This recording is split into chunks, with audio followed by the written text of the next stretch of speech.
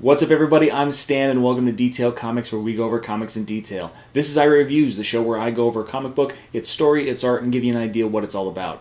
In this one, I'm going to be talking about Unworthy Thor #1, which just released. So this book is by Jason Aaron, who's also doing The Mighty Thor, as well as art by Oliver Copiel.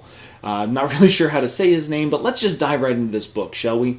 So what we're going to do is we're going to start off in a basically current modern day situation where Thor is battling against who knows who's evidently either captured him or is holding on to what he is really on the hunt for, and that just happens to be another hammer of power. So this one looks relatively familiar. I'm sure that there's a place where we can backtrack it from, but ultimately we see this struggle, and this is where we get the first taste of the art, which really seems to appeal to me, at least, as a very good fit for this overall story.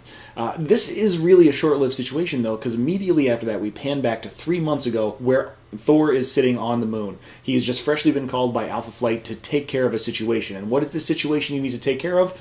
Evidently trolls have made their cavern there. So after some blasting and fighting and, confrontations with these trolls, he ends up driving them away. Ultimately, this is a stellar debut for Toothgnasher in this new modern series. This goat is ridiculous. He is like the most badass space goat ever. I'm just super happy that Thor is riding around the galaxy, the universe, on a giant magical goat. It's amazing.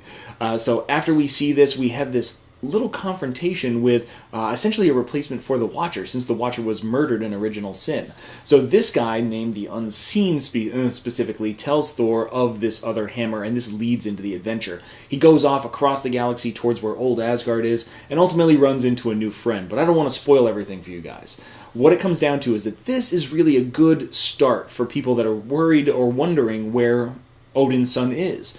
We're going to get a little bit of backstory. Things are going to be sprinkled in here and there. This is really a 5-issue kind of thing, or at least that's what the opening arc is going to be about. And this is going to be the resurrection story for Thor, how he is going to become worthy and no longer unworthy. And I'm really interested to see where that goes, especially since there are some hints dropped in here about Secret Wars and what that really meant. There's also mention of the War of the Realms, which is hinted at in Mighty Thor issue number 11, and I'm really happy about what this is setting up because we get to see these two parallel Thor storylines merging towards this one giant event, and I feel like it's going to become this kind of big crossover for the springtime, but only really time's going to tell on that.